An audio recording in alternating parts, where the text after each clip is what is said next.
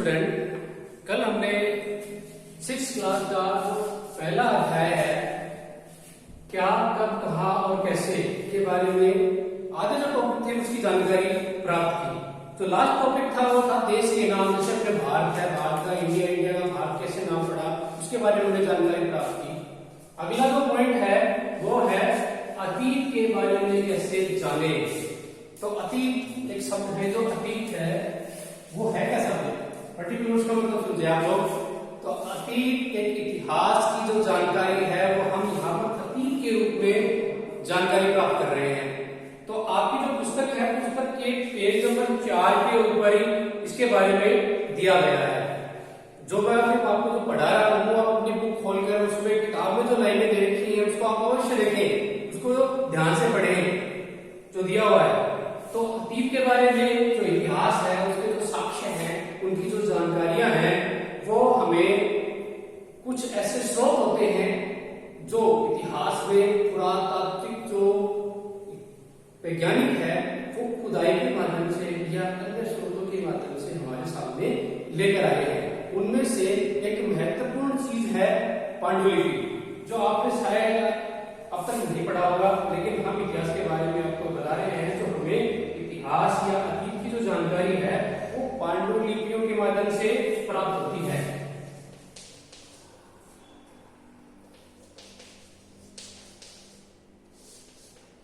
अब इस वर्ड को आप देख सकते हो, पांडुलिपि। लिपि का मतलब एक भाषा से संबंधित है, लिखावट से संबंधित है, और वो एक लिखित रूप से हमें प्राप्त होते हैं। तो पांडुलिपि एक रूप में क्या है, इसका जो लैटिन भाषा में जो मतलब होता है, मेन मतलब होता है इसका लैटिन भाषा में मेनू मतलब होता है। मेनू का मतलब होता है हाथ, यानी कि हाथ से लिखी हुई जानकारी हमें पांडुलिपियों के माध्यम से प्राप्त होती है। और ये पांडुलिपियां बहुत ही नाजुक होती थी, जैसे कि ये जो पेड़ों की जो छाल होती थी उनसे प्राप्त होती थी।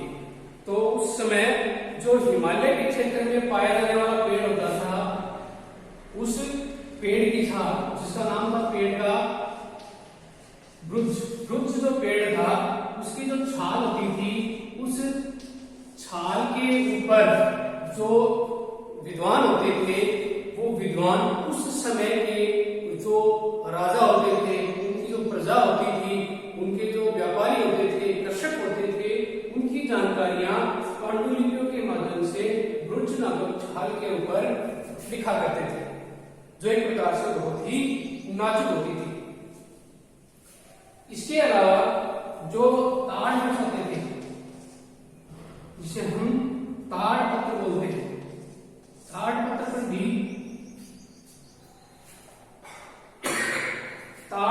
भी इन पांडुलिपियों का निर्माण किया गया है। अब ये जो पांडुलिपियां हैं, ये इतनी नाजुक होती थी कि इन्हें इतिहास के अनुसार, समय के अनुसार कीड़े होते थे या अन्य चीजें होती थी, वो उनको नष्ट कर चुकी है। बहुत ही कम ऐसी पांडुलिपियां हैं जो बची हुई हैं। बाकी जो इतिहास के स्रोत पांडुलिपि है वो समय के अनुसार नष्ट होती गई। थोड़ी बहुत ही है इनकी हमें जानकारी प्राप्त है। और इन पांडुलिपियों में हमें क्या क्या साक्ष्य मिलते हैं, जैसे कि पेज नंबर आपका 5 है, पैराग्राफ नंबर 2 है, उसमें दिया हुआ है कि पांडुलिपियों में हमें हमारे जो प्राचीन मंदिर हैं, मंदिरों के बारे में, राजाओं के जीवन के बारे में, औषधियों के बारे में और विज्ञान के बारे में हमें इसकी जानकारी प्राप्त होती है। और ये पांडुलिपियां 3 भाषाओं में प्राप्त हुई हैं। सबसे पहले जो भाषा है उसका नाम है संस्कृत, दूसरी भाषा है तमिल, और तीसरी भाषा है प्राकृत। प्राकृत भाषा है, तो प्राकृत भाषा है वो हम एक प्रकार से, ये वो भाषा होती है जो वहां के जो स्थानीय लोग हैं, जैसे कि पर्टिकुलर अपना स्थान है राजस्थान में, हम झुंझुनू जिले के रहने वाले हैं, तो अपने स्थान के अंदर जो भाषा बोली जाती है उसे प्राकृत भाषा कह सकते हैं। तो उस समय जो भाषा बोली जाती थी स्थानीय तौर पर, उस भाषा में इसके ज्यादातर प्रमाण मिलते हैं। जो जैसे कि तमिल क्षेत्र, तो तमिल क्षेत्र में कौन सी भाषा उपलब्ध है या होती थी उस समय, उस भाषा में पांडुलिपियां लिखी गई हैं। फिर इसके अलावा ये जो पांडुलिपियां हैं, इनके अलावा जो अन्य स्रोत हैं वो भी हमें मतलब जानकारी प्राप्त करते हैं अतीत की, जैसे कि गुहा लेख है, पत्थरों पे लेख है, ताम्र लेख है। पत्थर के ऊपर आमतौर पर जो राजा महाराजा होते थे पुराने समय में, वो पत्थरों के ऊपर ज्यादा जानकारियां लिखवाते थे। वो भी दो प्रकार की होती थी, राजा अपने बारे में जानकारी लिखवाता था या अपने बारे में लिखवाता, या दूसरी होती थी कि अपने देश की जो प्रजा है, उस राज्य की जो प्रजा है, उसको सूचना के रूप में वो जानकारी देता था। तो इसका एक प्रमाण है जो वर्तमान में अफगानिस्तान में जगह है जहां हम जो कंधार बोलते हैं, उस कंधार में जो इतिहास में मौर्य साम्राज्य का एक शासक रहा है जिसे कहते हैं हम अशोक, आपने नाम सुना होगा, अशोक सम्राट है जो मौर्य वंश का सबसे प्रथम शासक रहा है। उसने मतलब इतिहास के स्रोतों से संबंधित जानकारियां शुरू की थी, जैसे गुहालेखों के माध्यम में, ताम्रपत्र के माध्यम से, पत्थरों के ऊपर जो जानकारी है उसके माध्यम से। तो ऐसे पत्थर हमें क्या है, सर्वप्रथम 2250 ईसा पूर्व अफगानिस्तान के कंधार क्षेत्र में अशोक सम्राट द्वारा एक पत्थर के ऊपर अपनी प्रजा को सूचना देने के लिए उत्कीर्ण करवाया। ऐसे साक्ष्य इतिहास में बहुत से भी जाते हैं। ये जो साक्ष्य है ये जरूरी नहीं है कि राजा ही अपने नाम से करवाते हैं, इसके अलावा और भी होते थे, जैसे व्यापारी है, कृषक हैं, इतिहासकारों के मतलब और भी ऐसी जानकारी जैसे कि रानियां हैं, स्त्री पुरुष हैं, वो अपने बारे में मतलब ज्यादातर जानकारियां इनके ऊपर उत्कीर्ण करते थे और इनके कोई स्रोत नहीं होते थे।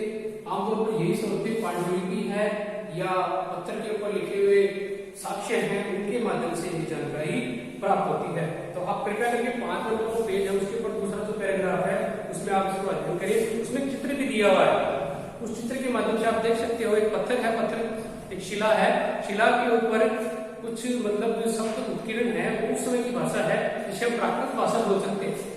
प्राकृत भाषा में ये चीजें लिखी हुई हैं, जो अपने वैज्ञानिक है इस चीज को पढ़ने में सफल हो चुके हैं, उस माध्यम से इसकी जानकारी मिलती है। जो पता इस प्रकार से मतलब इतिहास में 250 ईसा पूर्व इसकी जानकारी प्राप्त हुई है। अब ये जो जानकारी हमें कौन देते हैं, वो ये जानकारी हमें पुरातात्विक विभाग द्वारा दी जाती है, जो पुरातात्विक विद कहलाते हैं।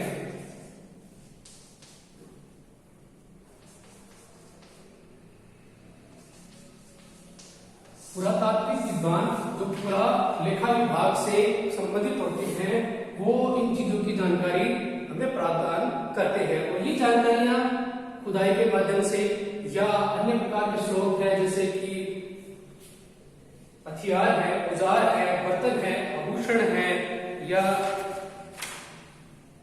जो मिट्टी के जो पके हुए पत्थर होते हैं उन पे है, वस्तुएं हैं या जो बर्तन हैं, उनके माध्यम से हमें प्राप्त होते हैं।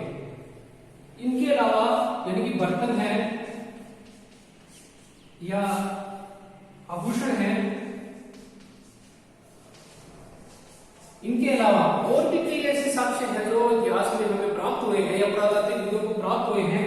वो ये है कि जो उस समय वर्तमान समय में उनका जीवन यापन किस प्रकार के था, किस प्रकार से का भोजन क्या करते थे, किस प्रकार के जानवरों को पाला करते थे, उसकी जानकारी भी हमें उनके माध्यम से प्राप्त होती है।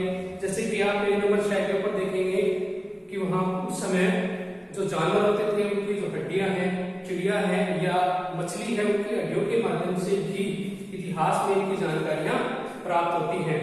तो जो अतीत के जो साक्ष्य हमें पांडुलिपियों के माध्यम से या जो गुहालेख है, पत्थर है, शिलालेख है, उनके माध्यम से, या उस समय के जो आभूषण बर्तन है उनके माध्यम से, या फिर जो उस समय के लोग रहन सहन किस प्रकार के क्या करते थे, जैसे कि वो क्या खाया करते थे, कैसे जानवरों को पाला करते थे, उनके साक्ष्यों के माध्यम से हमें जानकारी प्राप्त होती है।